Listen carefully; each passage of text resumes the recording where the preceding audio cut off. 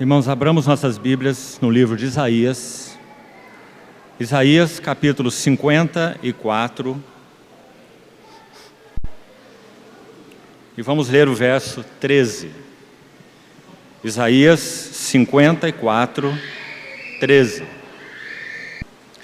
Todos os teus filhos serão ensinados do Senhor, e será grande a paz de teus filhos. Todos os teus filhos serão ensinados do Senhor, e será grande a paz de teus filhos. Vamos lembrar que essa palavra ensinados é a mesma palavra do capítulo 50 de Isaías, uma folha atrás. Isaías 50, verso 4. Um dos cânticos do servo, que dizem respeito ao Senhor Jesus, profeticamente, em que é dito assim, Isaías 50, 4. O Senhor Deus me deu língua de eruditos. Essa palavra eruditos é a mesma palavra hebraica traduzida como ensinados, no capítulo 54 que lemos, verso 13. E o significado exato do termo no hebraico é discípulos. Então, Isaías 54 diz: o Senhor Deus me deu língua de discípulos. Interessante essa tradução usando a palavra eruditos, porque na verdade, todo erudito, então, segundo essa menção de Isaías, não é exatamente aquele que tem conhecimento de tudo, essencialmente falando, mas sim aquele que tem um coração de discípulo. O Senhor Deus me deu língua de discípulos.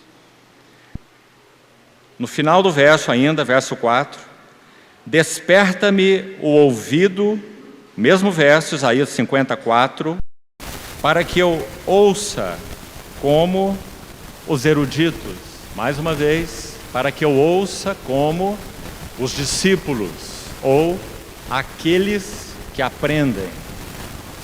Agora, esse verso de Isaías 54, 13, que lemos, todos teus filhos serão discípulos, aqueles que aprendem do Senhor, e será grande a paz de teus filhos, é citado pelo apóstolo João. Vamos ler, Evangelho de João, capítulo 6, verso 44, João 6, 44 e 45. O Senhor Jesus disse assim: ninguém pode vir a mim se o Pai que me enviou não o trouxer. Aqui a ideia é atrair. E eu o ressuscitarei no último dia. E então aí está, verso 45, a citação de Isaías 54, 13. Está escrito nos profetas: e serão todos ensinados por Deus. Portanto, todo aquele que da parte do Pai tem ouvido. Lembre-se que nós lemos Isaías 50, verso 4, que diz: o Senhor me deu ouvidos para que eu ouça como os discípulos, ou ouça como aqueles que aprendem. Então aqui nosso Senhor está dizendo: todo aquele que da parte do Pai tem ouvido, assim como o servo do Senhor, de Isaías 50, nosso Senhor Jesus, é aquele que tem ouvido de discípulo, ou ouvido que aprende. Todo aquele que da parte do Pai tem ouvido e aprendido, esse vem a mim. Então nosso Senhor está aqui claramente interpretando, aplicando, contextualizando na realidade dele mesmo como servo do Senhor e daqueles que aprendem do Senhor, pois ele diz: todo aquele que o Pai então atrai, que o Pai traz a mim, esse então aprenderá do próprio Pai. Por que lemos esses versículos? Finalmente vamos a Salmo 32, apenas o título desse salmo. Veja que esse salmo tem um cabeçalho inspirado. Certamente você sabe que as letras em negrito, que encabeçam e subdividem trechos na sua Bíblia, não fazem parte do texto inspirado. Os negritos, que subdividem textos segundo a divisão do tradutor. Mas todos os cabeçalhos dos salmos, que não estão em negrito, e são muitos salmos, assim, vamos ver, sim, estes são inspirados. Então veja o título do Salmo 32. Está escrito: de Davi, Salmo didático. Buscando entender do Senhor o encargo para esse tempo de comunhão, mais uma vez, em sequência, é a quarta vez que estamos juntos esses 4 últimos anos. Sabemos que esse encontro particular teve algo realmente de atípico, porque seriam outros irmãos que deveriam estar aqui. E na provisão do Senhor, esses 2 cooperadores, um já está no descanso do Senhor, e outro, por circunstâncias familiares, não pôde estar com os irmãos. E confiamos então nos arranjos do Senhor, que nos proveu, de alguma maneira, então, esse 4º tempo, 4º ano seguido, em que estamos juntos. E buscando, diante do Senhor, qual seria o encargo da parte dele, algo do seu coração, da sua mente para esse tempo. Teremos 5 tempos de comunhão na palavra, que estão sob minha responsabilidade. Então, amados irmãos, esse tema relacionado aos salmos didáticos foi a carga que o Senhor colocou em meu coração. Interessante que desde que eu era jovem, essa expressão dos salmos, que não está em todas as Bíblias por erro, pois deveriam estar, pois falamos, esses cabeçalhos que não estão em negrito, são sim parte do texto inspirado, e que infelizmente algumas traduções não contêm. Então, há 14 salmos que recebem o epíteto, esse títulozinho na parte superior, de masquil. Você vai ver aí talvez uma tradução para o português, M-A-S-Q-U-I-L, masquil. A palavra hebraica, a pronúncia dela é masquil, que simplesmente significa salmo didático. Agora, por que é importante estudar esses salmos? Como eu estava dizendo, de alguma maneira, desde que era jovem, esse título me chamava a atenção. Por que esses salmos são didáticos? Claro, o nome já diz que eles teriam algo para nos ensinar. Mas o que mais está por trás desses 14 salmos chamados de salmo didático, ou masquil? Então, se os irmãos lerem esses salmos, e mais à frente citaremos, pelo menos por número, já que 5 tempos que teremos não serão suficientes para estudarmos 14 salmos.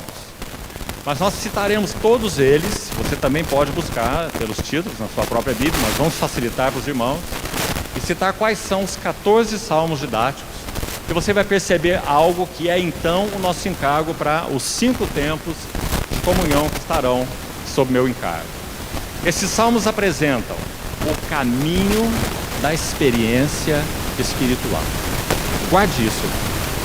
O caminho da experiência espiritual. Vamos falar um pouquinho sobre essa frase.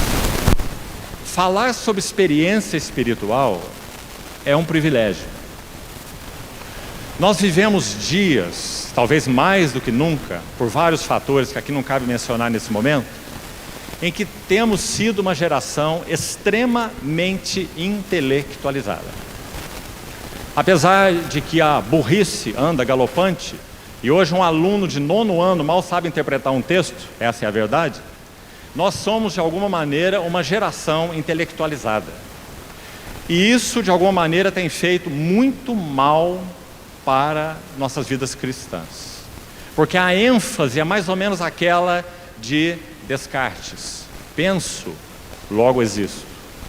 Então, quando nós falamos sobre experiência espiritual, nós temos por um lado um privilégio, assim confiamos na misericórdia e graça provedora do Senhor para esses tempos que teremos juntos nos masquilim, plural de masquil, masquilim ou salmos didáticos, para então podermos examinar o caminho da experiência espiritual. Então é um privilégio, por um lado, porque temos carência de que toquemos nesse assunto com mais amplitude, o assunto da experiência espiritual. Por outro lado, é uma grande responsabilidade, porque nós somos, por tendência pecaminosa, muito subjetivistas. Quando de alguma maneira vivemos uma determinada experiência, todos nós tendemos a estereotipar essa experiência. Então nos consideramos de alguma maneira uma classe de certa forma privilegiada, que teve uma tal experiência que outros não tiveram e que nos colocou num patamar elitizado da vida cristã. E nós sabemos o perigo dessa situação. Quantos servos e servas sérios, consagrados e fiéis do Senhor se perderam em subjetivismo. O que seria subjetivismo? Considerar experiências espirituais como normas da jornada espiritual. Já que tocamos isso, deixe-me lembrar os irmãos de uma frase de Watchman Nee. Toda experiência espiritual, qualquer que seja, que não nos acrescente algo mais da visão e do entendimento das glórias da pessoa e obra do Senhor Jesus, são espúrias. Me permitam repetir por causa da importância. Toda e qualquer experiência espiritual que não nos acrescente algo mais da visão, da compreensão, do entendimento das glórias da pessoa e obra do Senhor Jesus, são espúrias. Então devem ser consideradas de pouco ou nenhum valor.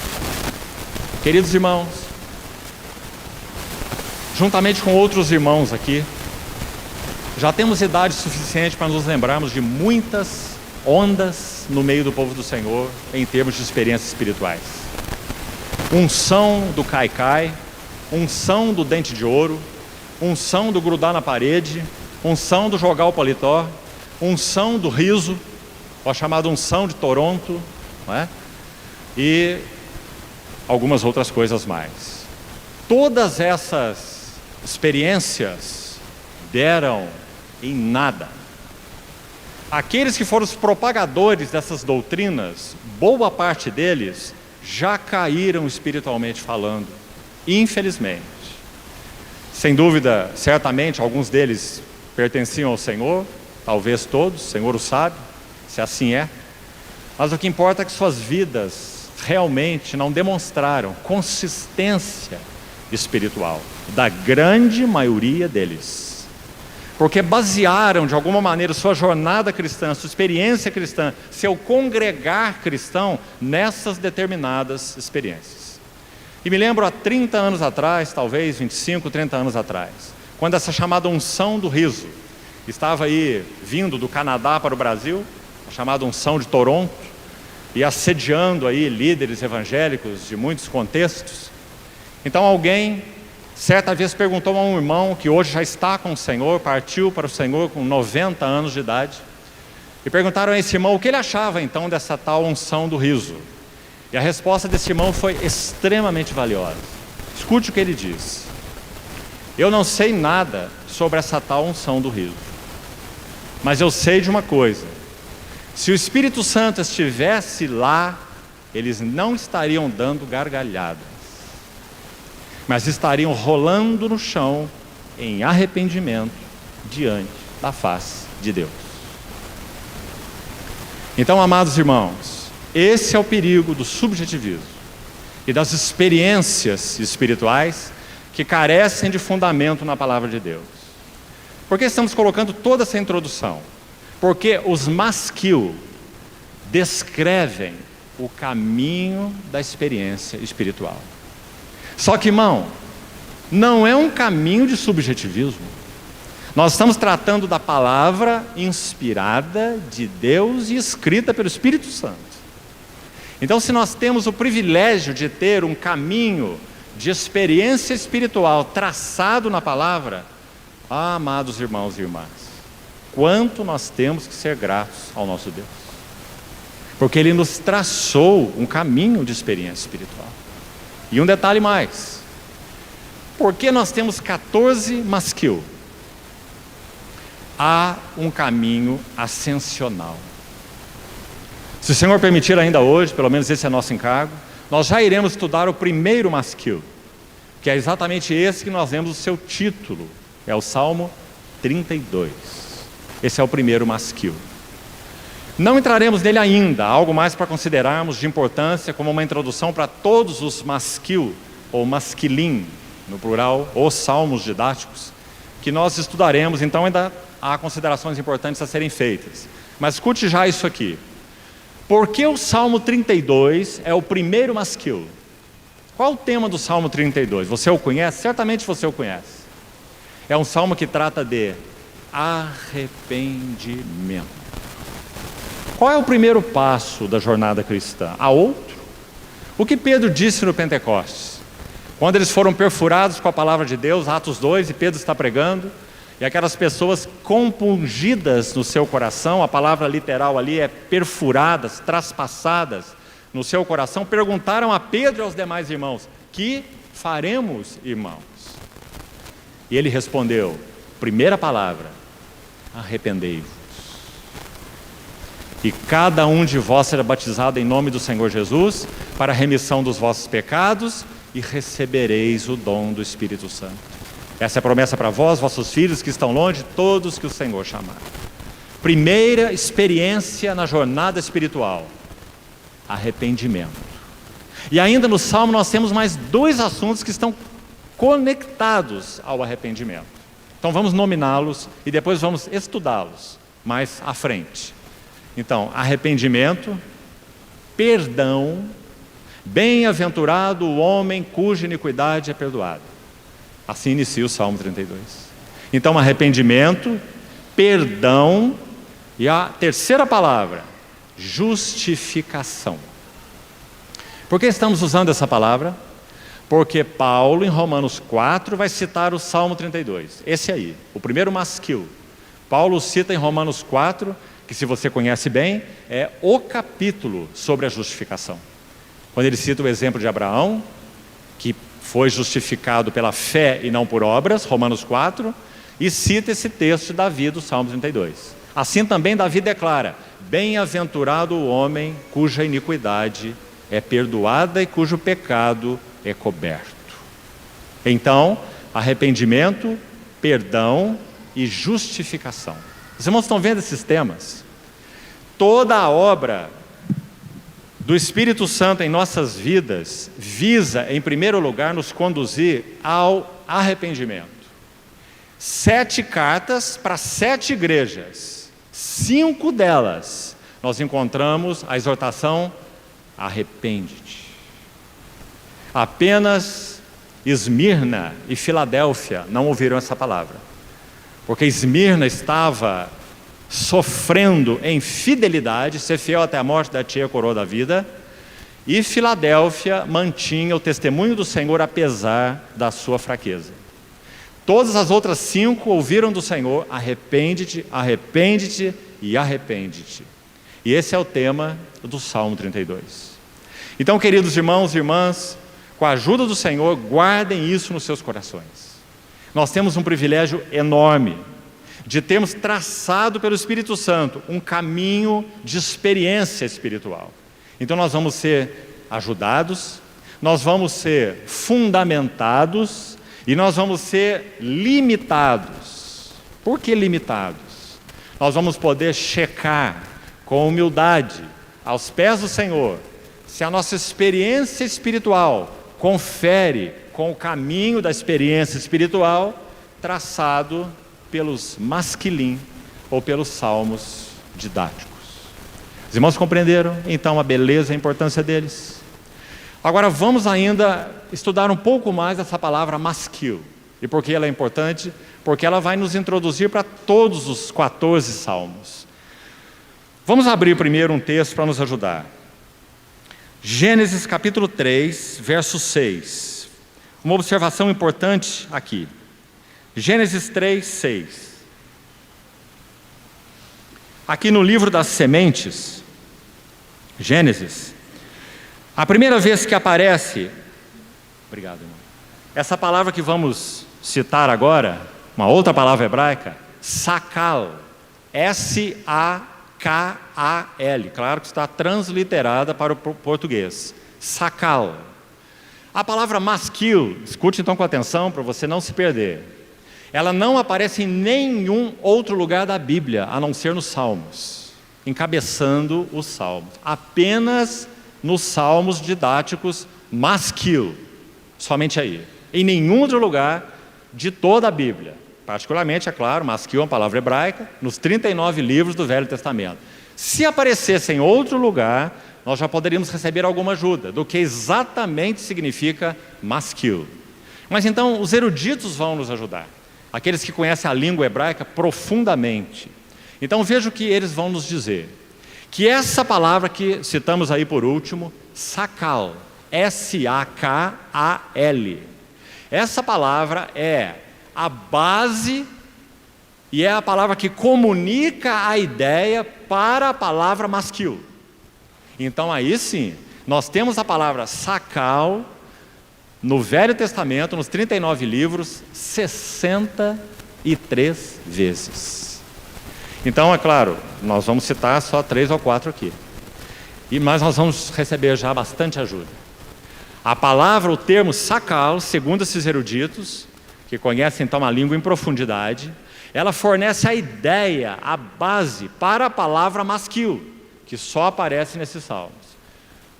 Onde está então a palavra sakal? Estamos indo à primeira menção por causa dessa regra tão preciosa, tão importante na interpretação da palavra de Deus, que não é um livro para ser lido de qualquer maneira. A lei da primeira menção. Todas as vezes que uma palavra, verdade, ideia ou conceito aparece a primeira vez nas Escrituras, ali está estabelecido o fundamento. A partir dali, apenas o Espírito Santo vai desglossar, vai ampliar a ideia que ele já colocou na primeira menção. Por isso a primeira menção é tão importante. Então, onde está a primeira menção de sakal? Essa palavra que é a base de masquil, certo? Gênesis 3:6, o capítulo da queda do homem, é dito assim: vendo a mulher que a árvore era boa para se comer, agradável aos olhos e árvore desejável para dar entendimento. Aí está a palavra, na verdade uma conjugação dela, dessa raiz sakal. Poderíamos então traduzir esse versículo assim: Gênesis 3, verso 6, parte final, desejável para tornar sábio. Porque a palavra sakal significa sábio, significa também prudente, também instruído, também atento. Todos esses são significados de sakal. Por que ela é importante? Nós vamos estudar os masquil. Para que servem então os salmos chamados masquil? Para nos tornar sábios, para nos tornar prudentes, para nos tornar instruídos e atentos. Instruídos, atentos, sábios e prudentes no quê? No caminho da experiência espiritual. E aí já vou colocar algo aqui que poderemos desenvolver nas outras sessões. Ao estudarmos esse assunto do caminho da experiência espiritual, nós também iremos abordar a batalha espiritual. Quando um dos irmãos nos contactou sobre o encargo para esse tempo, então foi isso que comunicamos a ele, que iríamos estudar esse tema batalha espiritual. E na verdade nós iremos estudá-lo embutidos nos masquil. Porque se os masquil tratam do caminho da experiência espiritual, ora irmão, muito óbvio, que no caminho da experiência espiritual necessariamente está a batalha espiritual. Sede fortalecidos no Senhor e na força do seu poder. Revestivos, pois, de toda a armadura de Deus, para poderes ficar firmes contra as ciladas do diabo. Nossa luta não é contra carne, sangue e etc., como Paulo escreveu em Efésios capítulo 6. E também Pedro, em 1 Pedro 5, sede sóbrios, vigilantes, o diabo, vosso adversário, anda em derredor rugindo e procurando alguém para devorar. Resistir-lhe firmes na fé. Batalha espiritual. Então, como os masquilim não iriam nos abordar o assunto da batalha espiritual? Impossível. Porque a batalha espiritual é o cotidiano da experiência espiritual. Então, vamos seguir. Primeira menção de Sacal, voltamos aí onde estávamos, Gênesis 3:6. Dar entendimento na versão revista atualizada, ou tornar sábio. Vamos para o Salmo 2:10, apenas mais uma citação, já vamos avançar. Salmo 2:10. Essa palavra aparece de novo, são 63 menções no Velho Testamento, dessa mesma palavra. Estamos destacando aqui o Salmo 2, por causa da maneira como João Ferreira de Almeida traduziu aqui, nesse versículo. Então olha aí, por favor, Salmo 2:10. Agora, pois, ó reis, sede prudentes. Viu aí? Aí está na edição revista atualizada de Almeida. Prudentes. Essa é a tradução da palavra sacal. Então, sacal significa sábio, significa instruído, significa atento, significa também prudente, como os irmãos estão vendo aí. Mais um exemplo, exatamente do salmo que vamos estudar, o Salmo 32, o primeiro dos masquil, ou dos salmos didáticos, que, como falamos, menciona o arrependimento, perdão, justificação. Aí está uma conjugação da palavra sacal no verso 8, Salmo 32:8. Também nessa versão que está sendo usada, é dito, instruir-te-ei, instrução. E aí está uma conjugação da palavra, de novo, sacal. Então, sacal significa instruído, instrução, sábio, prudente, atento. Todas essas traduções você vai encontrar aí para o sentido dessa palavra. Finalmente, uma última menção que nos interessa muitíssimo, queridos irmãos e irmãs, por causa do tempo em que nós vivemos como igreja do Senhor hoje. Abra, por favor, no livro de Daniel. Daniel, capítulo 12. E vamos ver com atenção os 3 primeiros versos. Daniel, capítulo 12. Obviamente, Daniel está se referindo ao tempo de angústia do fim. Esse tempo exatamente que nós vivemos. Então, veja o que diz esse texto importante. Nesse tempo se levantará Miguel, o grande príncipe, o defensor dos filhos do teu povo, e haverá tempo de angústia. Nas palavras de Mateus, nas palavras do Apocalipse, esse é o tempo de grande tribulação, o tempo de prova final, em que estamos aí às portas. Haverá tempo de angústia, qual nunca houve. Então está muito claro, por esse qual nunca houve, que é o tempo que o Senhor se referiu. No Sermão do Monte das Oliveiras, Mateus 24:25, no livro do Apocalipse está descrito com detalhes esse tempo, né? Então aqui não nos cabe entrar em detalhes sobre isso e nem é necessário, é muito evidente para todos nós. Tempo de angústia qual nunca houve, desde que houve nação até aquele tempo. Mas naquele tempo será salvo o teu povo, todo aquele que for achado inscrito no livro. Muitos dos que dormem no pó da terra ressuscitarão, uns para a vida eterna e outros para a vergonha e horror eterno. Você vê?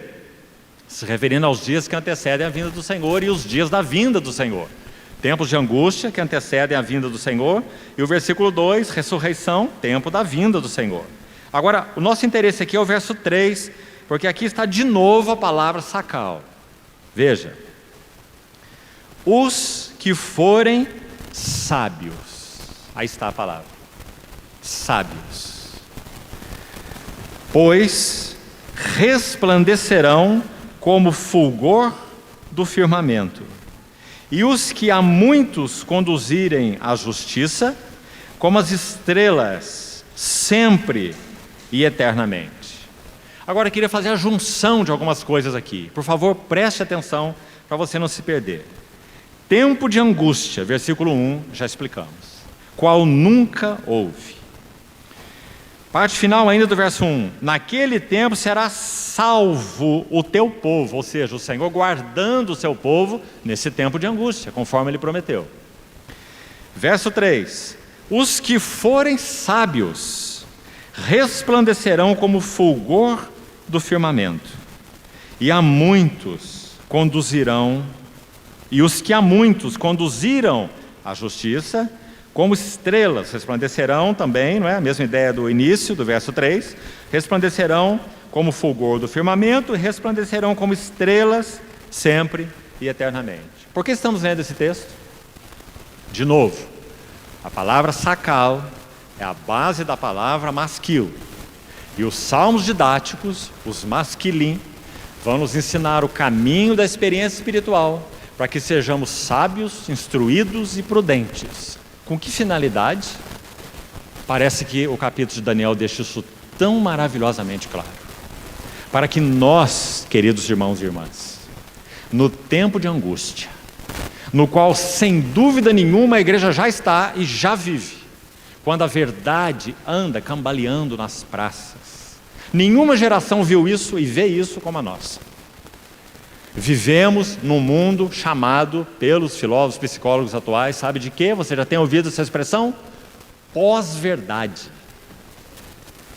Há anos atrás ouvimos a expressão pós-modernismo, a era pós-moderna. Agora a expressão que você vai ouvir, se já não ouviu, é pós-verdade. O que significa pós-verdade? Não há verdade absoluta.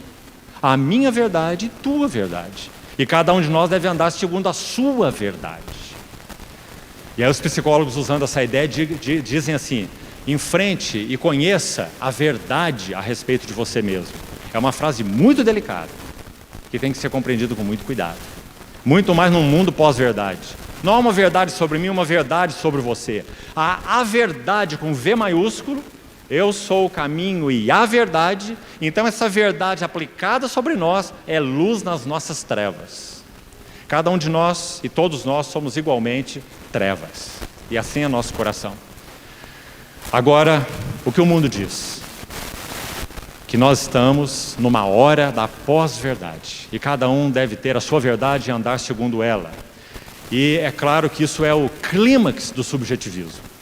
Porque isso, ter a sua verdade e andar segundo ela, significa o que você gosta, o que você quer, o que te dá prazer, o que te satisfaz, o que te faz bem, ande nesse caminho. E, detalhe importante, não deixe que ninguém se interponha com a tua felicidade. Mundo pós-verdade. Enquanto nosso Senhor Jesus vai dizer assim para os seus: quem quiser ser o meu discípulo, negue-se a si mesmo. Tome sua cruz e siga-me. Pois quem quiser preservar a sua vida, ou se você quiser a sua verdade, o que você quer, o que te satisfaz, o que te agrada, perdê-la-á. Muito claro nosso Senhor. E confronta, então, claro, frontalmente, tudo que nós temos ouvido nesse academicismo sociológico. Então, verso 3: os sábios, sakal, resplandecerão. Queridos irmãos, não somos uma geração privilegiada. Se realmente estamos, e certamente estamos, vivendo numa era pós-verdade, que luta, por um lado, quanta luta, luta conjugal, luta familiar, luta com filhos, particularmente com os mais novos, não é assim? Lutas em diversos níveis, mas por outro lado, que privilégio. Quanto mais escura a noite, mais estamos próximos do raiar da brilhante estrela da manhã, nosso Senhor Jesus. E mais nós estamos experimentando o privilégio de resplandecermos como estrelas, nesse fulgor, como é dito aí no verso que está à sua frente, preservando a palavra da vida, Filipenses 2. Lembra-se? Paulo escreve aquela carta aos Filipenses: para que no dia de Cristo eu me glorie de que eu não corri em vão. Por quê? Porque aqueles filipenses estariam então respondendo às exortações de Paulo, sendo edificados nos fundamentos apostólicos. Então o que iria acontecer com eles? Escute: no meio de uma geração pervertida e corrupta, resplandeceis como luzeiros no mundo, preservando a palavra da vida. Amados irmãos, é muito privilégio e muita responsabilidade. Então estamos colocando todo esse pano de fundo para nós podermos apreciar o que significam os 14 masquilim, que vão nos traçar o caminho. É o Espírito Santo dizendo: cheque toda a sua experiência espiritual por esse parâmetro. Você está aqui. Arrependimento tem sido uma marca de sua vida. Viver à luz do perdão de Deus também o tem sido. Experimentar profundamente o significado da justificação pela graça e pela fé tem sido uma coluna no teu testemunho. Quantos servos e servas do Senhor foram executados por causa dessa única verdade. E lembre-se, esse é apenas o primeiro salmo. Há mais 13 para falar sobre a experiência espiritual. Então nós vamos ser podados, nós vamos ser limitados, nós vamos ser checados, nós vamos ser confrontados para sabermos se essa é a nossa experiência espiritual. Então, queridos irmãos, precisaremos de uns 10 dias para estudar esses 14 salmos. Mas confiamos que, pelo menos, o Senhor irá, por sua graça, traçar uma linha para nós. E você pode fazer o seu estudo, e deve, a partir daí, diante do Senhor, lendo, meditando e entrando nesse caminho da experiência espiritual através dos masquilim. Então aí está o verso 3: resplandecerão como fulgor do firmamento. Acho que poderíamos dizer assim: para essa geração que já vive de alguma forma, e se o Senhor tardar, isso é com Ele. Se Ele tardar, nossa oração é: Maranata, vem Senhor. Mas se o Senhor tardar, esse tempo de angústia aumentará.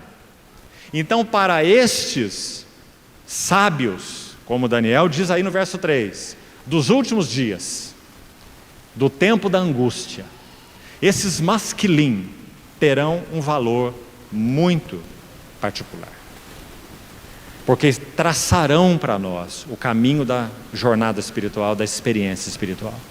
Então, irmãos, que o Senhor nos ajude nisso, a trilharmos esse caminho. Ainda, antes de entrarmos no Salmo 32, deixa eu reforçar ainda essa introdução. Não sei se você já ouviu falar de um tremendo erudito bíblico australiano chamado Gerhard van Groningen. Ele escreveu um trabalho, levou quase 50 anos para completá-lo, de quase, se me recordo bem, quase 700 páginas. É um livro desse tamanho, e se chama Revelação Messiânica no Velho Testamento. Uma obra de arte, maravilhoso. E esse irmão vai tomar todas, absolutamente todas, as passagens do Velho Testamento que são messiânicas. Sejam elas tipos messiânicos. O que é um tipo messiânico? José, Abraão, Isaac, são tipos messiânicos. Ou seja, símbolos: água da rocha, maná, mar vermelho, cordeiro, sangue, etc. e etc. Todas as passagens que de alguma maneira sejam personagens, tipos ou símbolos que apontam para o Messias. Por isso esse título, Revelação Messiânica no Velho Testamento. Os cânticos do servo, por exemplo, ele estuda todos os cânticos de Isaías, cânticos do servo, maravilhoso. Por isso estou reforçando aqui a indicação dessa obra para aqueles que gostam de estudar a palavra. Gerhard van Groningen, Revelação Messiânica do Velho Testamento. Então escute o que esse irmão diz sobre os masquil, o salmo didático. Preste atenção. Ele coloca assim: um salmo que é indicado como masquil é considerado, em geral, didático. Escute agora: oferecendo ensino à medida que alguém medita em seu conteúdo. Por isso, salmo didático, não é? Ele vai oferecer ensino, não é apenas um salmo de devoção. Aí você poderia dizer: todos os salmos oferecem ensino. Não. Essencialmente, todos os salmos são devocionais. Por isso o nome salmos. São poéticos, é fruto de devoção do coração. João Calvino disse assim: o livro dos salmos, 150 salmos, Calvino os interpreta de modo cristocêntrico, todos os 150.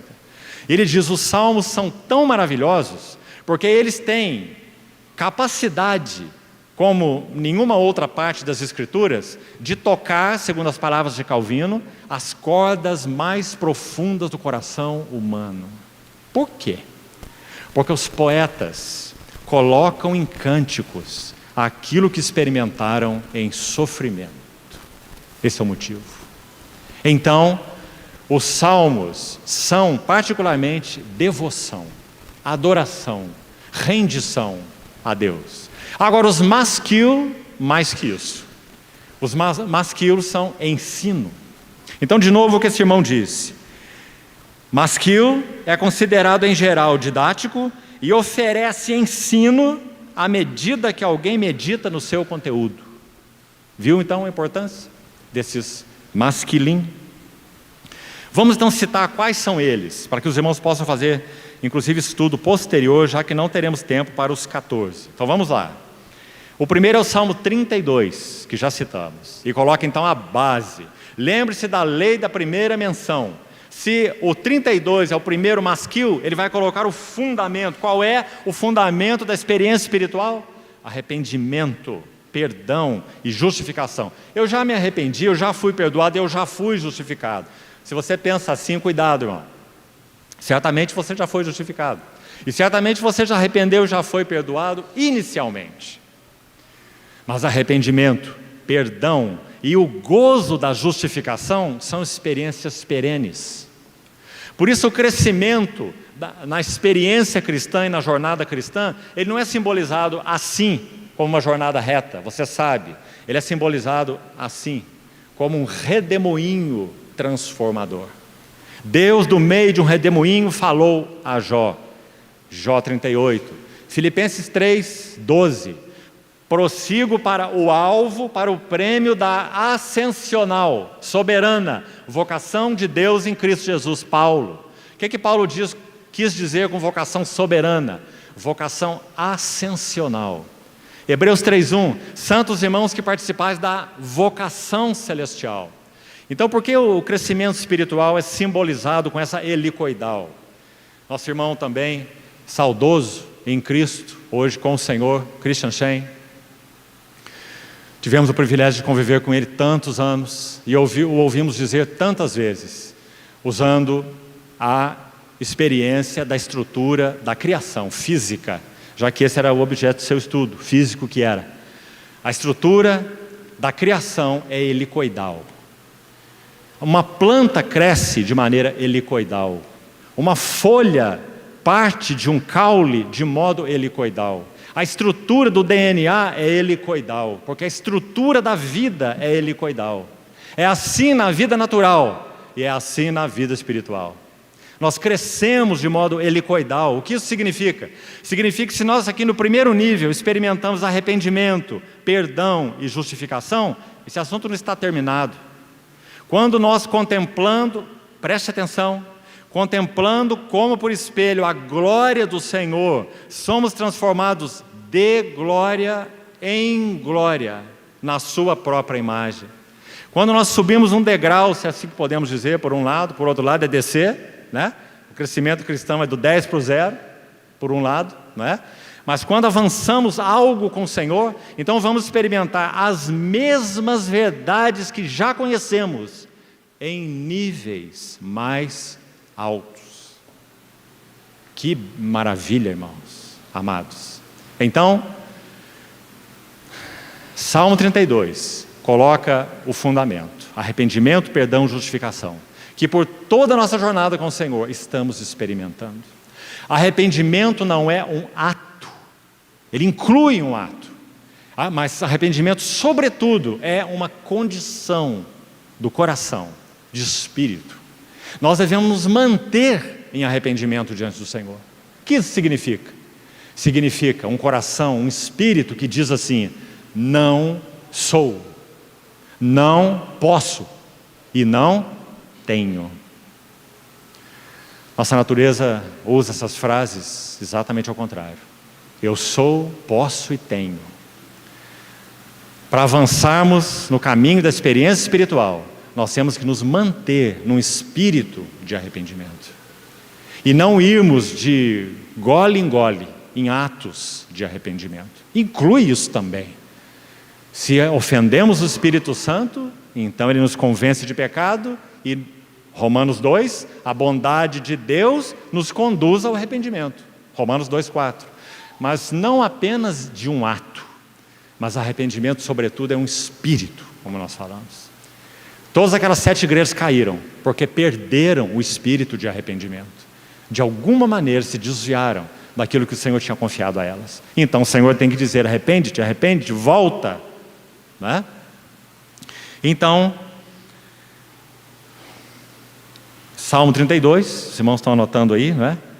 Salmos 42 a 45, então aí estão 4, 42, 3, 4 e 5, 42 a 45, mais 4, todos são masquil, e penso que teremos a oportunidade de estudá-los, talvez amanhã, ou então segunda-feira. Depois, mais uma sequência, 52 a 55, já é uma tarefa para os diligentes, que o Senhor os ajude, ler esses salmos até a terça-feira, quando estaremos compartilhando, para você ver a mensagem de todos eles. Então, 52 a 55, vamos repetir, 32, depois 42 a 45, então aí tem 4, depois 52 a 55, tem mais 4, na sequência 74, 74, 78, um longo salmo sobre a história dos tratos do povo de Deus com a nação de Israel, lindo salmo, não chegaremos lá, né? Então, só abrindo o seu apetite, mas nós não chegaremos lá. Mas o Salmo 78 fala do caminho da experiência espiritual corporativamente. Que maravilha! Não é eu, Senhor, na minha casa e tudo bem, compreende? Nós fomos chamados como membros de um só corpo. Então o Salmo 78, sobretudo, vai nos ensinar a respeito dessa condição corporativa, os tratos de Deus com seu povo corporativamente. Esse é o Salmo 78. E esse é o número 11, número 12. Não, é o 11 mesmo, né? É o Salmo 78. Depois, o número 12 é o 88, Salmo 88. É o 12º masquil. 89 é o próximo. 89 é um maravilhoso salmo messiânico. Dentre os masquil, esse é o único messiânico. Aponta diretamente para a pessoa do Senhor Jesus. Salmo 89. E também é um masquil. É um salmo didático. E por último, então, o 14º é o 142. Esse é o último dos 14 masquil. Ainda precisamos de mais um texto. Não sei se vamos conseguir hoje entrar no Salmo 32. Estamos tentando. Vamos para Atos capítulo 13, por favor, irmão, um texto importante. Atos 13, versos 32 e 33. Atos 13, 32. Nós vos anunciamos o evangelho da promessa feita aos nossos pais, como Deus a cumpriu plenamente a nós, seus filhos, ressuscitando a Jesus. O que nos interessa agora aqui é essa frase, para um momento, preste atenção. Como também está escrito, onde, que é dito aí, irmão? No Salmo 2. Agora, você já pensou numa coisa interessante aqui? A Bíblia foi dividida em capítulos e versículos perto da Idade Média. A pessoa que fez isso para facilitar a abordagem da Bíblia. Isaías capítulo tal, versículo tal, e facilitar encontrar aquele ponto, aquele texto. Não é inspirada a divisão da Bíblia. Você também certamente sabe disso, né? Apenas para utilidade ela foi dividida em capítulos e versículos. Agora, os Salmos contêm algo diferente, e você está vendo nesse versículo. Paulo está dizendo, isso que aconteceu então, Deus operando o seu poder e ressuscitando a Jesus, é para se cumprir o Salmo 2, ou Salmo 2. Mas acontece que os livros não tinham sido divididos nem em capítulos nem em versículos nessa época. O que está nos ensinando? A divisão dos salmos é inspirada. O livro dos Salmos, 150 salmos, são compostos de 5 livros. Cada um deles tem um tema. Homem, redenção, terra, templo, terra e palavra. São as ênfases dos 5 livros dos Salmos que compõem um só Salmos, como nós temos de 150 Salmos, mas são 5 livros. Eles foram arranjados soberanamente pelo Espírito Santo, ou seja, o Salmo 1 não poderia estar no lugar do 8, nem do 20, nem do 150. O Salmo 1 teria que estar no 1 e o 2 teria que estar no 2. Por isso, a narrativa de Lucas, aí em Atos, se referindo à pregação de Paulo, ele disse, o Salmo 2. Isso aí é que é importante para nós. A ordem dos Salmos é inspirada. Agora, no que é importante? Se nós vamos estudar os Masquil, e o 32 é o primeiro, o 142 é o último, e se a ordem foi inspirada, você está vendo por que a importância? Então nós teremos um caminho ascensional. Então nós teremos um caminho de progresso na experiência espiritual. Você viu que detalhe importante, irmão? Esse aí. Senão poderíamos fazer disso um quebra-cabeça, não é? E lermos o Salmo aleatoriamente, mas não podemos, porque a ordem é divina e foi inspirada. Então mais esse detalhe importante. Então agora, finalmente, vamos entrar no Salmo 32 e vamos lê-lo. Salmo 32, vamos lê-lo todo e depois vamos comentar algumas notas, porque, queridos irmãos, nossa carga é principalmente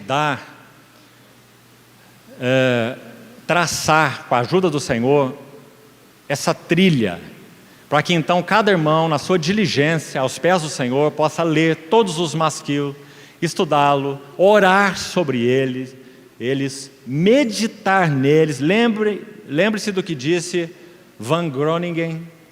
Eles oferecem instrução à medida que alguém medita neles. Então não os leia apressadamente, não inverta a ordem, para que então possamos ser realmente ajudados. Então nossa ideia é essa, traçar essa linha. Então nós não vamos ser exaustivos estudando esses salmos, mas procurar entender então que linha é essa, que caminho é esse. Então Salmo 32, vamos primeiro lê-lo todo. De Davi, Masquil, ou Salmo didático. Bem-aventurado. Vamos parar um pouquinho nessa palavra. Qual é o primeiro salmo na Bíblia que começa com a palavra bem-aventurado? Salmo 1. Bem-aventurado o homem. Por isso, os primeiros 41 salmos são o primeiro livro. O primeiro livro tem 41 salmos, livro 1. E a ênfase é homem. Salmo 8, que é o homem que dele te lembres, ou o filho do homem que o visites, lembra-se? E o Salmo 1, bem-aventurado o homem.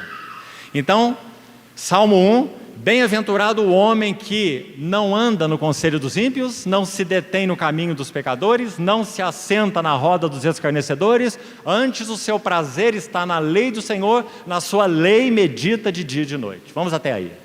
Agora nós temos a próxima menção de bem-aventurado nos Salmos, é o Salmo 32. Agora aqui nós já temos uma analogia muito preciosa, escute bem. Salmo 32 então, bem-aventurado aquele cuja iniquidade é perdoada e cujo pecado é coberto. E de novo, bem-aventurado o homem a quem o Senhor não atribui iniquidade. A lição aqui parece muito clara. Primeira vez, bem-aventurado, Salmo 1. Segunda vez, bem-aventurado, Salmo 32. Só há uma bem-aventurança maior do que perdão e justificação da parte de Deus em relação a nós. Qual é? Andar de modo santo e agradável a Deus. Bem-aventurado o homem que não anda segundo o conselho de ímpios, roda de escarnecedores, antes seu prazer está na lei do Senhor. Essa é a bem-aventurança número 1, andar de modo agradável ao Senhor. Agora o que João vai dizer no seu livro? Que se nós dissermos, por causa de sermos quem somos, mesmo que debaixo da graça, justificados, filhos de Deus, mas ainda temos em nós uma batalha espiritual, luta de carne com o Espírito, precisamos aprender a ouvir o Senhor, obedecer o Senhor, e nós somos quem somos, difíceis, rebeldes, complexos, desobedientes, cheios de si, presunçosos, arrogantes, não é? Então, caímos e o Espírito Santo nos dá luz por sua graça, vem ao nosso encontro, e então nós nos arrependemos e confessamos e somos perdoados. Aquele que diz que não tem cometido pecado, esse é mentiroso, diz João. Mas se andarmos na luz como Ele na luz está, mantemos comunhão uns com os outros, e o sangue de Jesus os purifica de todo pecado. Acho que podemos dizer, infelizmente, essa é a nossa experiência. Porque qual é a maior bem-aventurança? Me permita repetir.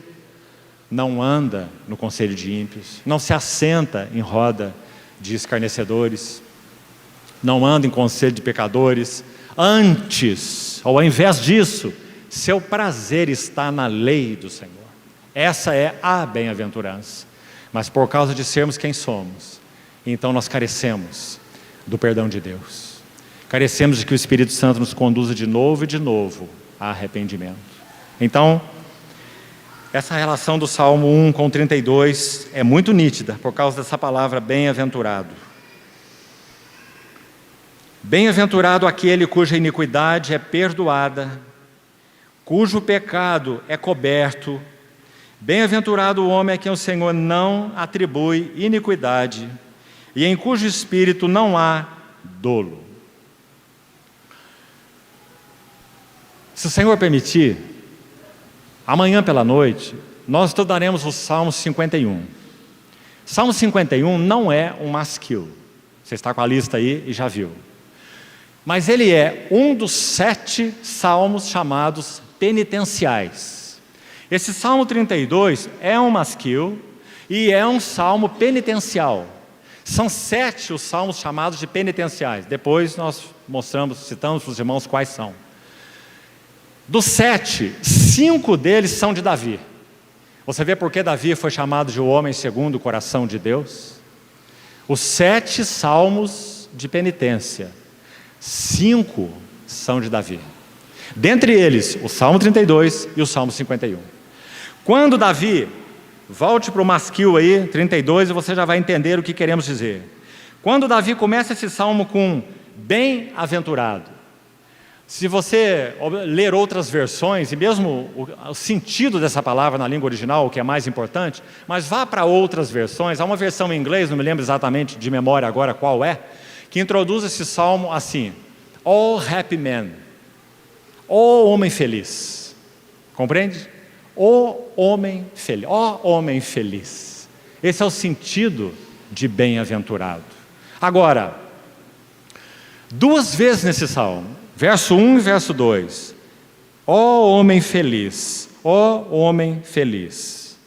Quando Davi escreveu esse salmo? Escute bem e veja um pouco do contexto. Davi foi ungido por Samuel aos 16 anos de idade. Um menino que só sabia cuidar de ovelhas. Aquele ruivo do pasto, o rei de Israel. Aos 16 anos, Samuel vira um chifre de azeite na cabeça de Davi. E sabe o que acontece a partir daí? Todos os problemas possíveis. Antes disso, ele estava no pasto e ele escreveu salmos maravilhosos, entre eles o Salmo 29, falando da criação de Deus, do poder de Deus. Ele via chuva, ele via relâmpago, ele via ventania, ele via os animais que queriam comer as ovelhas, e ele lutava com os animais. Não é? Esse era o Davi. E ele viveu uma vida assim, arrebatadora, de profundo amor e devoção ao Deus que ele amou. Esse é Davi. Assim ele vivia a sua vida. E assim ele escreveu aqueles salmos maravilhosos, dentre eles esse que eu citei, Salmo 29. A voz do Senhor é poderosa, a voz do Senhor quebra os cedros. O que será que Davi estava vendo? Quem sabe tempestades com raios vindo do céu, quebrando árvores no meio, não é? Porque ele era um homem do pasto, um homem das ovelhas. Então ele compara aquilo com a voz do Senhor. E ele vai dizer: a voz do Senhor faz dar cria às corças. Quantas vezes será Davi viu isso? Não é? No seu templo, tudo diz glória. Que templo que Davi contemplava? Os céus proclamam a glória de Deus e o firmamento anuncia as obras das suas mãos. Esse era Davi. Mas o dia que Samuel olhou todos aqueles homens bonitos, altos, fortes, que se apresentaram os filhos de Jessé como o próximo rei. E então Samuel disse que nenhum deles estava qualificado. E veio Davi do pasto. E Samuel derrama o chifre de azeite sobre Davi, com 16 anos de idade. Agora Davi terá 14 anos à sua frente. E sabe no que ele se especializou depois dessa unção? Desviar das lanças de Saul. Ele se tornou acrobata, porque Saul queria destruí-lo, matá-lo. 2 vezes Davi teve a oportunidade de matar Saul. Não é? O que ele fez? Numa das vezes ele tocou com a sua espada na orla do manto de Saul. E insuflado pelos seus valentes, essa é a hora. Deus é soberano, Deus arranja a circunstância. Ele pôs Saul aqui e ele o deu nas tuas mãos. Acaba com ele e assenta no trono. Isso é que os homens dele diziam, os chamados valentes de Davi. E ele tocou em Saul na primeira vez, mas ele era tão sensível a Deus, que o texto tão lindo de Samuel diz que sentiu bater-lhe mais forte o coração. Que sensibilidade, irmãos. Então ele não pôde tocar naquele que era o ungido do Senhor, porque trono, autoridade, governo, domínio, não é um assunto de Davi e nem de Saul, é um assunto de Deus. Então se foi Deus quem enviou Samuel o profeta para colocar aquele óleo na cabeça de Davi, o assunto de reino, o assunto de governo, o assunto de unção é com Deus, não é com homens. Então Davi deveria aguardar aquele tempo. Então, 14 anos. 14 anos. Paulo teve uma experiência em Damasco. 11 anos até que o Senhor pudesse usá-lo. Ah, irmãos, às vezes temos experiências espirituais desse tamanho, uma aqui, outra ali e outra lá, e queremos subir numa caixa de fósforo e fazer discurso para todos, não é? Deus coloca suas flechas polidas em lugares ocultos, aljavas, para que possam ser usadas no tempo certo e da maneira certa. Então, esse foi Davi. Agora, não chegamos ainda aí na história do Salmo 32. Ele foi ungido aos 16, assentou no trono aos 30, 14 anos depois. Os primeiros capítulos de 2 Samuel, você vai ver. Reinou 7 anos em Hebrom, 33 anos em Jerusalém. O Reino Unido de Israel, reinou sobre todo o povo. 40 anos Davi reinou sobre Israel. Na metade desse período, exatamente na metade, Davi tem 50 anos. Sabe o que acontece?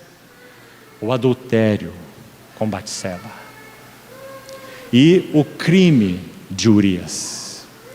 Sabe o que significa Urias? Luz de Deus. Naquele momento determinado, você conhece a história, quando Davi deveria estar à frente de batalha, como ele sempre o fez, ele estava folgado no seu palácio e olhando onde não devia olhar, e colocou o marido de Batseba, porque tentou encobrir. Veja a diferença de cobrir. Aos 50 anos de idade, Davi cai de maneira horrível, tomando aquela ovelhinha, como Natã usou a linguagem naquela parábola para repreender Davi, um texto que mais tarde iremos ler todos os versículos, para que compreendamos a força do Salmo 32 e do Salmo 51, que estudaremos amanhã. E embora não sendo um masquil, não há como estudar o Salmo 32 sem o 51, porque eles são exatamente do mesmo contexto. Então, preste atenção aí. Davi escreve o Salmo 32 depois do Salmo 51. Por que nós sabemos? Amanhã estudaremos o outro e você vai ver, mas já guarde essa ideia aí para você meditar. O Salmo 51 é um canto de lamento, de dor, de angústia. E nós precisamos estudá-lo, porque nós somos, de modo geral, levianos com o pecado. Mas o Salmo 32 é um cântico de livramento. Avance um pouquinho nesse salmo, olhe para a sua Bíblia. Olha o verso 7. Salmo 32, 7. Tu és o meu esconderijo, tu me preservas da tribulação e me cercas de alegres cantos de livramento. Está vendo? Então acho que essa palavra resume muito bem o Salmo 32. É um canto de livramento. Agora, antes dele vem o Salmo 51. Salmo 51 é um canto de lamento. Como ele começa? Tem misericórdia de mim, ó Deus, segundo a multidão das tuas compaixões, das tuas benignidades. Tem misericórdia de mim. Então é claro, o Salmo 51 vem antes do 32. No Salmo 32 ele celebra o fato de que ele teve sua iniquidade perdoada e seu pecado coberto. No Salmo 51 ele ainda não chegou lá, como nessa atmosfera do Salmo 32. No Salmo 51 ele está agonizando. Então, queridos irmãos, nós teríamos uma perda enorme se nós estudássemos esse Masquil 32 sem o Salmo 51, que é complementar a ele. Mas como ele é tão lindo, e sem dúvida nenhuma nós podemos dizer, todos os irmãos que estão aqui, que nós temos lido, de modo geral, esse Salmo muitas vezes, nesses anos de conversão que aí os irmãos têm. Mas queria te desafiar, amanhã, com a ajuda do Senhor, nós não vamos apenas ler esse Salmo, nós vamos estudar todas as sessões desse Salmo. E você vai ver que Salmo é esse. Você vai ver exatamente o que aconteceu naquele Salmo, ou no coração de Davi, retratado naquele Salmo. É um Salmo profundo. É um Salmo que há palavras chocantes e, por outro lado, magníficas. Quando Davi fala, por um lado, do que ele receberia do Senhor. O espírito voluntário, o coração puro, e etc. Por outro lado, o lado negativo do Salmo. Não me repulses de tua presença. O que será que ele quis dizer com isso?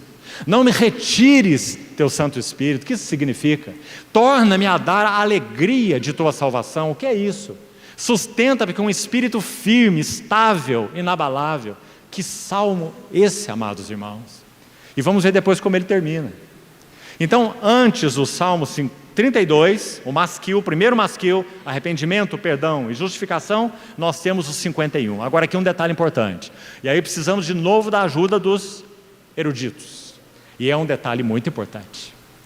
Quanto tempo se passou entre Natã ter procurado Davi, contado aquela parábola e dito a ele, tu és o homem, e Davi ter dito, pequei contra o Senhor. Esse evento, e exatamente o pecado em si de Davi, com Batseba e Urias, o seu marido. Quanto tempo se passou? Segundo os estudiosos, aproximadamente todo um ano. Às vezes pensamos que foi uma semana, não é? Um mês, 2 meses. Aproximadamente 12 meses. E então o Salmo 51 se torna tão profundo, porque nós vamos ver Davi nos dizendo o que aconteceu com ele nesse ano. E acho que nós poderíamos usar a seguinte frase, um ano do mais profundo amargor. Um ano de amargor. E ele descreve no Salmo 51. Mas então em seguida ao Salmo 51, ele escreve o Salmo 32. E no Salmo 132 ele está expressando a convicção que ele tem, que ele é o homem feliz. Depois de um ano de silêncio amargo, há uma expressão tão interessante no Salmo 51 que veremos amanhã. Quando ele fala, ele pede ao Senhor que o recupere para que a boca dele proclame os louvores do Senhor. Ah, que interessante, irmão. Porque você sabe que Davi é descrito nas Escrituras como o mavioso cantor de Israel. Não é assim? Mas quando ele comete esse pecado, quando ele mata Urias, porque certamente foi pelas mãos de Davi que Urias foi morto, essa foi sua ordem, não é? Então quando ele comete o adultério, quando ele mata Urias, silêncio amargo. Salmo 51. Então ele vai concluindo o Salmo e, parafraseando, ele pede ao Senhor que o recupere, para que de novo a sua boca proclame os seus louvores. E nós vamos ver então o que isso significa para Davi. Amados irmãos, que salmos! E lembre-se, Eles são cara e coroa da mesma moeda. Então aí está o primeiro passo, para que nós recebamos ajuda com relação ao que significa para Deus o pecado. Então, se Davi cometeu esse pecado aos 50 anos, acho que isso também nos ajuda muito, e queria colocar isso de maneira muito enfática, queridos irmãos. Sabe? Parece que a essa altura da sua vida, Davi não estaria tão exposto. Você concorda?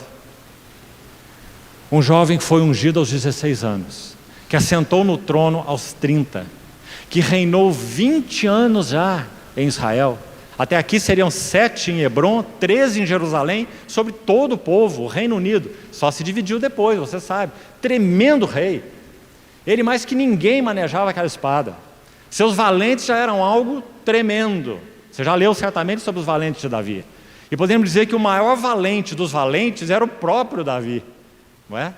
20 anos esse homem reinando. E agora ele tem 50 anos. Próspero, bem-aventurado, abençoado até o limite, vitórias sobre vitórias. O rei. Saul venceu os milhares, mas Davi os 10 milhares. Não é maravilhoso? Mas então a história desse homem. Ah, queridos irmãos, quantos homens, particularmente homens, que se converteram jovens, que já trilharam aí uma vida com o Senhor, caíram em torno dos seus 50 anos. Quando estavam tão prósperos espiritualmente falando, tão bem-aventurados, experimentando da parte do Senhor tanta graça, unção, revelação, começando bem, compondo cânticos, e então se tornaram mercenários, fizeram carreira solo, musical, não é? E se perderam na jornada espiritual. Presunção, arrogância, soberba que precede a ruína, altivez de espírito que precede a queda, conforme diz os Provérbios. Esse foi também Davi, aos 50 anos. Então que o Senhor nos ajude. Como nós estamos vivendo numa era, como nós dissemos, nominada de pós-verdade, as famílias cristãs estão sendo assoladas. Homens e mulheres cristãos. Queridos irmãos, particularmente homens, as irmãs estão excluídas aqui não, em hipótese nenhuma, mas particularmente os irmãos, homens, guardemos o nosso coração. Davi viveu uma vida abundante com Deus, em todos os sentidos que podemos imaginar. Acho que glória seria a melhor palavra para definir Davi. Davi é glória, é o homem segundo o coração de Deus. Mas ele cai de modo horrível, e ele vive um amargor de 1 ano. Trouxe Batseba para o seu palácio após a morte do seu marido. Sua ideia era o quê? Encobrir o pecado, como Adão fez com as folhas de figueira, não é? As folhas de figueira cobririam a nudez física de Adão, mas não cobririam a nudez moral de Adão, a nudez de consciência, a nudez espiritual. Então quando o Senhor apresenta no jardim, de que valeram aquelas folhas? Ouvi tua voz, tive medo e me escondi. Esse foi Davi, durante não 1 semana, não 1 mês, nem 3 meses, 1 ano. E o que ele tem para nos dizer durante esse ano? Enquanto calei os meus pecados, envelheceram os meus ossos. Consulte o significado dessa palavra na língua original, envelheceram. Sabe qual é? Apodreceram. Você acha que adultério é uma coisa qualquer, irmão? Apodreceram os meus ossos, pelos meus constantes gemidos, todo dia. Não é dia sim, dia não, e nem uma vez por semana. 365 dias aproximadamente. Gemidos, todo dia. Meu vigor se tornou uma sequidão de estio. Será que estamos tendo uma perspectiva do pecado diante de Deus? Queridos irmãos, meus cabelos brancos já são suficientes para, pela graça do Senhor, por sua misericórdia, ter acompanhado muitos casais durante muitos anos. Sabe o que acontece quando um casal cristão, um homem cristão casado, claro, cai em adultério? Nunca o senso de arrependimento é imediato. Nunca. Sempre justificativas. Justificativas ali, justificativas aqui. Minha mulher era isso, minha mulher era aquilo, minha mulher não me satisfazia aqui, minha mulher não era o que eu esperava, e etc, e etc. Mas então, se há, e aí há um se muito grande, se houver coração honesto diante de Deus, então o processo vai se iniciar daí uns meses. Então o senso de pecado vai se aprofundar. Então essa expressão de Davi, apodreceram os meus ossos, vai acontecer. Então nós já vimos casos de homens tentando, inclusive, tirar sua vida após uma situação assim. Vimos outros agonizando diante do Senhor. Sabe por quê? Alguém já disse assim: se um servo do Senhor cai em adultério, sim, ele pode ser restaurado. Davi foi restaurado, muitos outros foram restaurados. Mas, quando você ouve aquela voz de novo, você sabe que não é mais a mesma voz. Nunca mais. Assim como você pode olhar para uma ferida drástica no teu braço, você terá uma cicatriz por toda a vida. Ela estará curada, não tem infecção, não tem dor, não tem problema. Mas você sempre olhará para ela e você terá uma dolorosa lembrança, que envolveu não só você. Como já disse um outro servo do Senhor, você solta a granada, mas os estilhaços atingem muitas pessoas. Esposa, filhos, irmãos, irmãs, testemunho do Senhor, todos esses níveis. Então, irmãos, aí está o Salmo 32, o primeiro masquil, para nos ensinar o que é pecado aos olhos de Deus, ensinar o que é arrependimento, o que é perdão, o que é justificação, e o Salmo 51, como nós falamos, que vem antes dele, para então nos levar a termos seriedade com esse assunto ligado a pecado. Não apenas pecado de adultério, mas particularmente ele, que tem sido uma praga no meio do povo de Deus nos nossos dias. Então, voltemos ao Salmo 32. Temos que concluir com mais poucos minutos. Bem-aventurado aquele cuja iniquidade é perdoada, cujo pecado é coberto, e bem-aventurado o homem a quem o Senhor não atribui iniquidade, e em cujo espírito não há dolo. Vamos a algumas palavras para nos ajudarem. Até o versículo 7, anote aí para o seu estudo. Até o versículo 7, nós temos a primeira seção desse salmo, de 1 a 7. O tema aqui, só você ler e vai ficar claro, lembrança da experiência passada. Enquanto calei os meus pecados, envelheceram os meus ossos, meus constantes gemidos. Aí está, verso 3 do Salmo 32. Então ele lembra da sua experiência até o verso 7. Lembrança da experiência pessoal. Já vamos destacar só algumas palavras aí, porque não vamos ter tempo para tanta coisa. Depois, a segunda sessão, versos 8 a 11, começa exatamente com aquela conjugação da palavra sakal, que você viu, instruir-te-ei. Verso 8. Então, verso 8 e 9, apenas esses dois, constituem aí uma segunda sessão. Olha que sessão maravilhosa. É um salmo de Davi. Quem vem falando é Davi.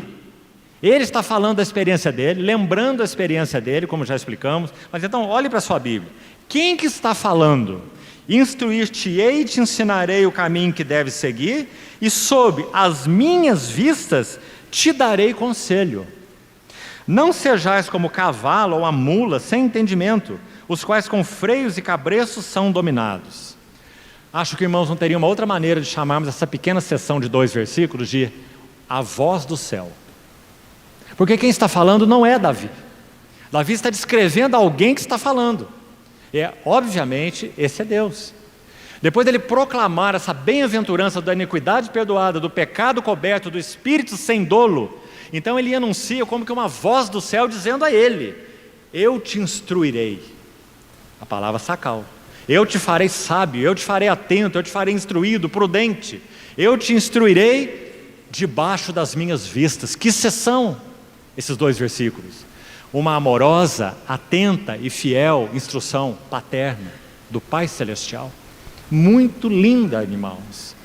Porque Davi viveu um ano de amargor, de profundas lágrimas. Então ele entra na bem-aventurança. Quanto a ele, olha essas duas palavras. Quanto a ele, ele queria encobrir o seu pecado. Coloque esse homem na frente da batalha, não é? E a carta é levada. E Urias morre. E Davi tenta cobrir, ou encobrir, a luz de Deus. É o significado do nome Urias.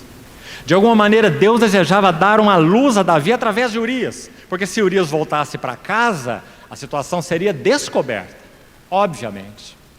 Mas então Davi buscou matar, apagar a luz de Deus, Urias. E foi o que ele fez. Então ele encobriu o seu pecado.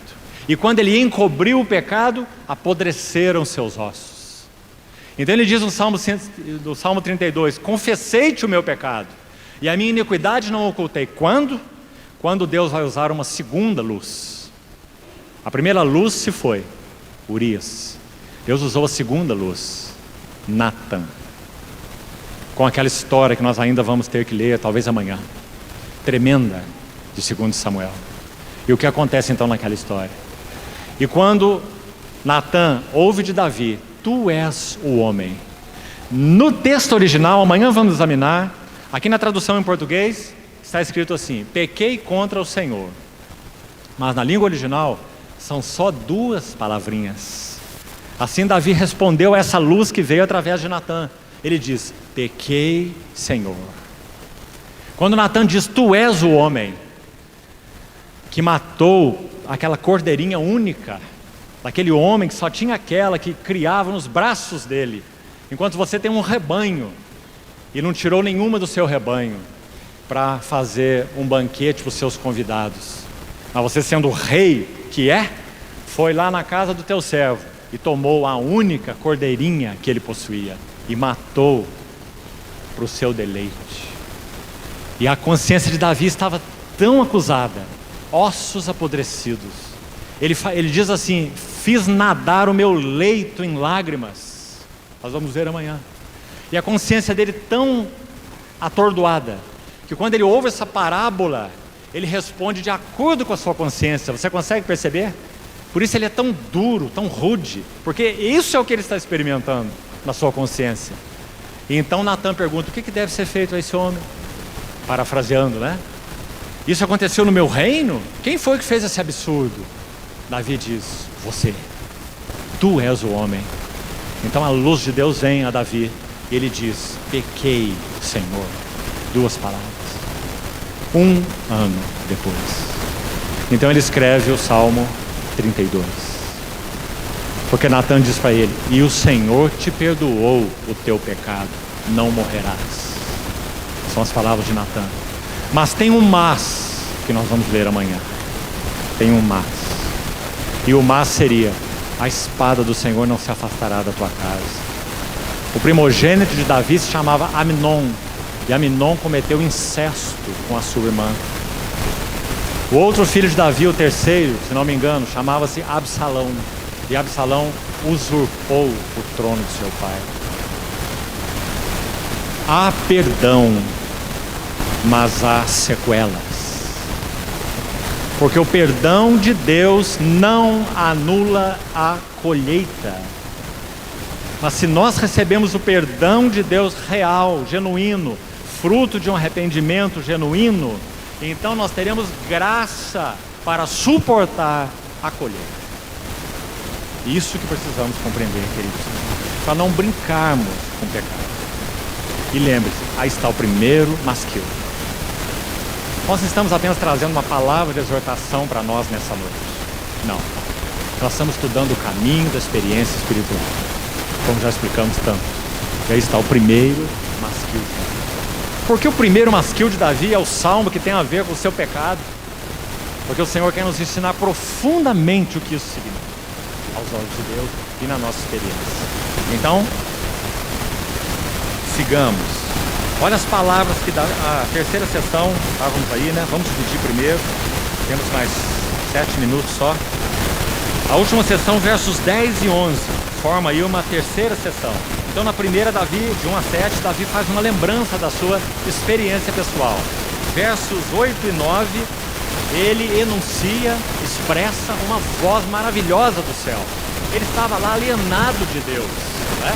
Mas agora ele ouve: eu te instruirei, eu te farei sábio, eu darei conselho para você.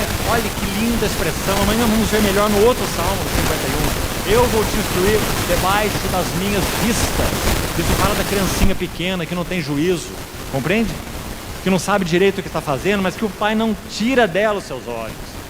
Debaixo das minhas vistas eu te darei conselho.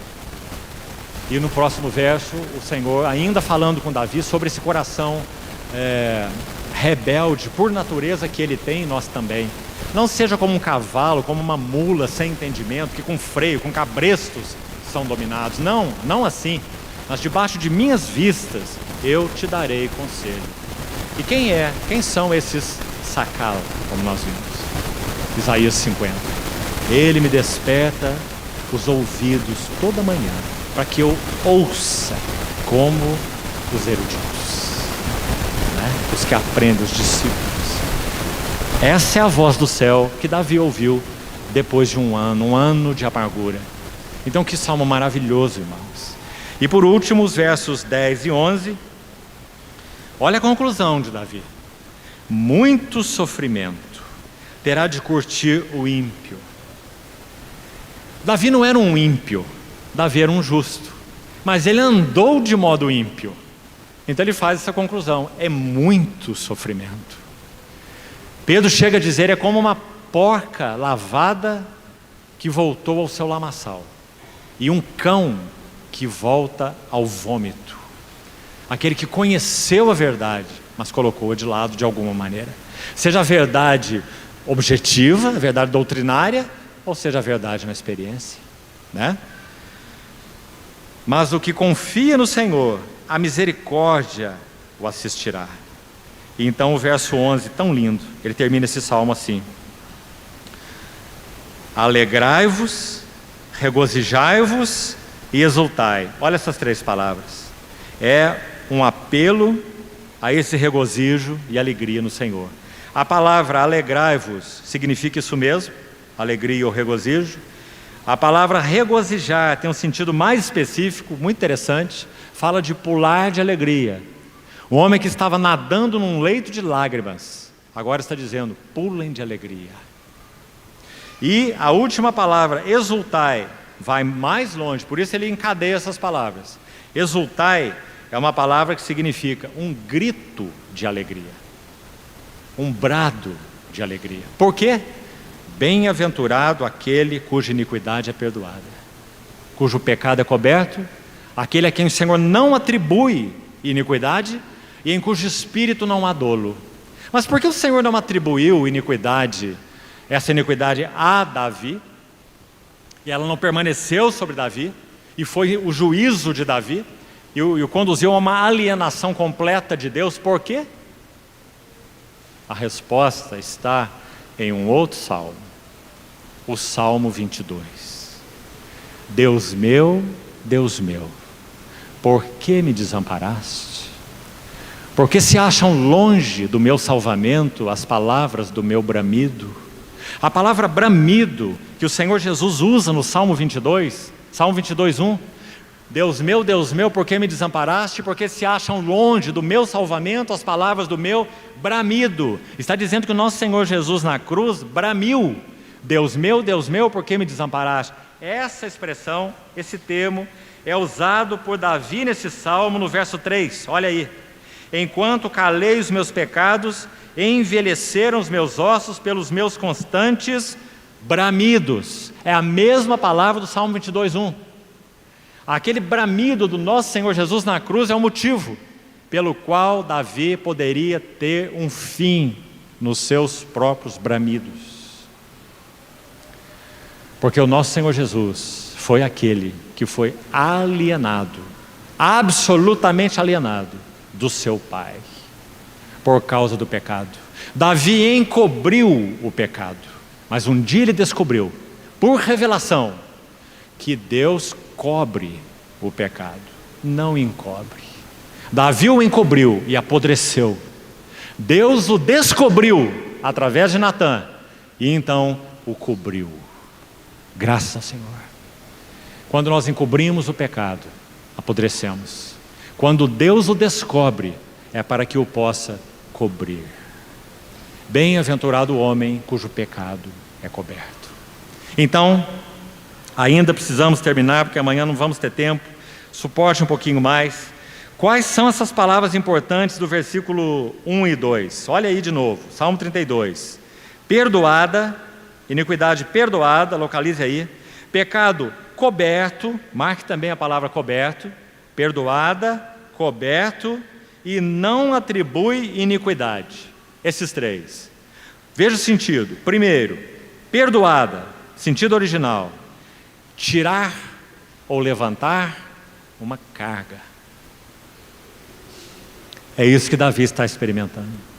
Enquanto ele calou os seus pecados, uma carga pesada sobre os seus ombros. Mas agora ele está dizendo, a iniquidade foi levantada, pensando em uma carga, retirada do meu ombro. Carga retirada do ombro, é o sentido da palavra hebraica aqui para perdoada. Olha a próxima, cujo pecado é coberto. Você está vendo que Davi está fazendo aí um acúmulo de sentenças, né? Uma sobre a outra aí, mostrando o gozo, a alegria do seu perdão. Pecado coberto significa o quê? Essa palavra coberto, muito interessante. Significa embrulhar em grossas folhas uma coisa feia, que nós queremos manter absolutamente escondida. Agora, no sentido em que é usado, está muito claro, quem está encobrindo aqui não é Davi, quem está cobrindo aqui é Deus. Deus cobrindo o pecado, por causa do precioso sangue vindouro do Senhor Jesus, né? Conforme Paulo diz em Romanos 3. Então é Deus aqui que está cobrindo, não encobrindo, não disfarçando, mas cobrindo o pecado. E qual é a ideia aí do cobrir? Embrulhar então uma coisa feia em grossas folhas, para que não seja vista de maneira nenhuma mais. Tirado das vistas. E a terceira expressão, não atribui iniquidade, não é igual a nenhuma das outras duas. Por isso, Davi acumulou termos aqui. E aqui a ideia é tirar um débito. Então olha o que Davi está dizendo. Que uma carga foi tirada do seu ombro. Uma coisa horrível foi posta longe das suas vistas. Mais do que das suas vistas. Uma coisa horrível foi posta longe das vistas de Deus. Porque Deus cobriu o pecado. E por último, ele não atribui débito na conta. Não atribui iniquidade. 3 figuras para falar da sua experiência tremenda. E então, finalmente,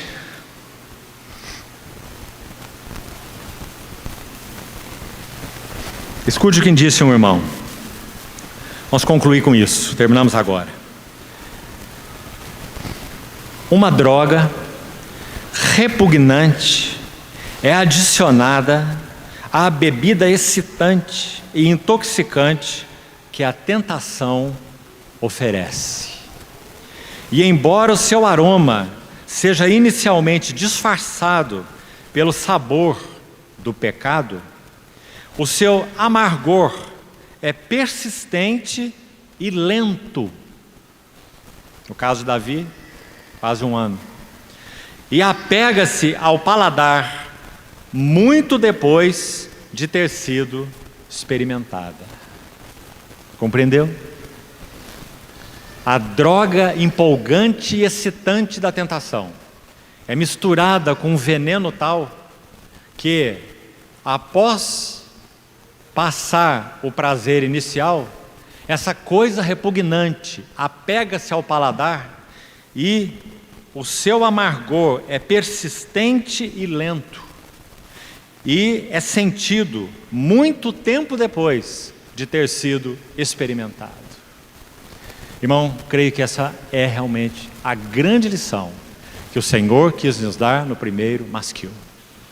Isso é o que pecado significa à vista de Deus. Essa palavra amargor nessa frase desse irmão que acabamos de ler é tão significativa, sabe por quê? Ele, o servo dos servos, contemplando a separação da cruz no Getsemane, agonizando, orou assim: minha alma está profundamente angustiada até a morte. Profundamente angustiada. Separação. Nosso Senhor não pecou, mas o nosso pecado seria colocado sobre Ele. O amargor da separação. Então, poucas notas podemos abordar desse Salmo 32. Amanhã teremos que seguir, do contrário ficaremos até aqui muito tempo. Vamos para o Salmo 51, é a contraparte do Salmo 32, não é um masquil, mas é o Salmo que vai dar um passo para trás. Antes de Davi dizer, exultai, alegrai, regozijar, bem-aventurado, homem feliz, pecado coberto, vamos dar um passo para trás e vamos ver realmente o que ele tem para nos dizer no Salmo 51. Porque precisamos ser ensinados diante do Senhor nesse assunto, queridos irmãos. Se queremos ter experiência cristã genuína. Nossas vidas são tão mescladas, amados irmãos, de modo geral, não é? Andamos com um pé em dois barcos, mesclados, carne e espírito, terreno e celestial, tão misturados. Precisamos tanto dessa espada afiada de dois gumes que separe em nós o que precisa ser separado. Como isso pode acontecer? Até onde andaremos cambaleando entre dois pensamentos? Como disse Josué. Então esse primeiro masquil, sem dúvida, é uma espada afiada, que vai fundo nas nossas entranhas, para nos falar de três assuntos preciosos. Arrependimento, mas também pecado, vamos colocar pecado em primeiro lugar, claro, pecado, seu significado, sua gravidade, sua penetração, suas consequências, pecado, arrependimento, perdão, justificação. Que Deus nós temos. Então, repetindo, como falamos já, Paulo não escolheu esse versículo por acaso em Romanos 4. Ele está falando sobre a beleza da justificação, de ímpios, de pecadores, de devedores, de homens e mulheres com carga no ombro, com débito na conta, como nós citamos as palavras aí do Salmo, que não tem nada o que fazer com essa carga, não podem fazer nada com esse débito. Então Paulo vai citar lá em Romanos 4, falando de justificação, citar esse versículo: bem-aventurado o homem cuja iniquidade é perdoada e o pecado não é disfarçado, o pecado não é encoberto, mas o pecado é coberto pelo precioso sangue do Senhor Jesus. Isso é justificação. Por isso, justificados, pois, pela fé, temos paz com Deus. Irmãos, que o Senhor fale ao nosso coração. E vamos ler então o Salmo 51 amanhã, Senhor permitir, seguimos com ele passo a passo. Depois de termos feito a introdução em geral dos masquil hoje, amanhã podemos entrar direto no Salmo 51 e extrairmos mais lições daquele salmo maravilhoso. Que o Senhor nos ajude então. Vamos orar.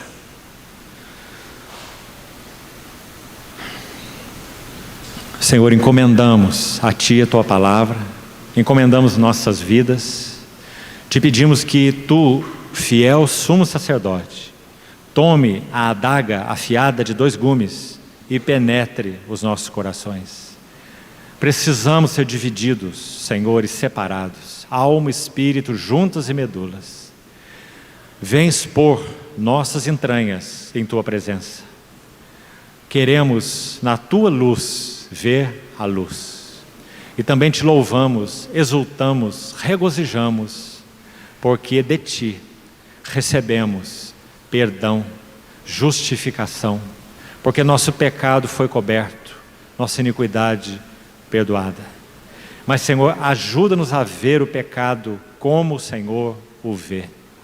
Guarda-nos dele, guarda-nos da tentação, livra-nos de cair em tentação, livra-nos do mal, porque queremos, Senhor, por graça tua, resplandecer no fulgor do firmamento, como testemunhas tuas em tempo de angústia. Guarda-nos, Senhor, guarda-nos, te pedimos, em teu precioso nome. Amém.